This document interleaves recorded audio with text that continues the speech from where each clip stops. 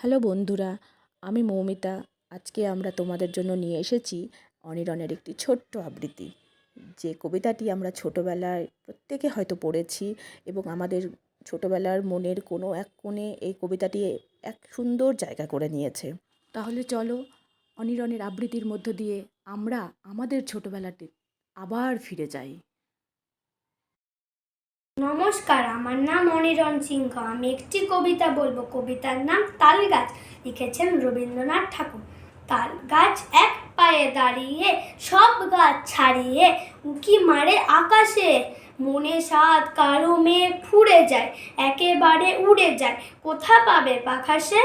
তাই তো সে ঠিক তার মাথাতে গোল গোল পাতাতে ইচ্ছাটি মেলে তার। মনে মনে ভাবে, বুঝি ডানা এই উড়ে যেতে মানা নেই। বাসাখানি ফেলে তার সারাদিন ঝড় ঝড় থর থর কাঁপে পাতা পত্তর।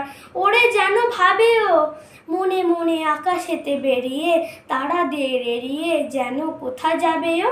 তারপরে হাওয়া যেই নেমে যায়, পাতা কাঁপা থেমে যায়, ফেরে তার মনটি। যেইভাবে মাঝে হয় মাটি তার, ভালো লাগে আর বার পৃথিবীর কোনটি। নমস্কার।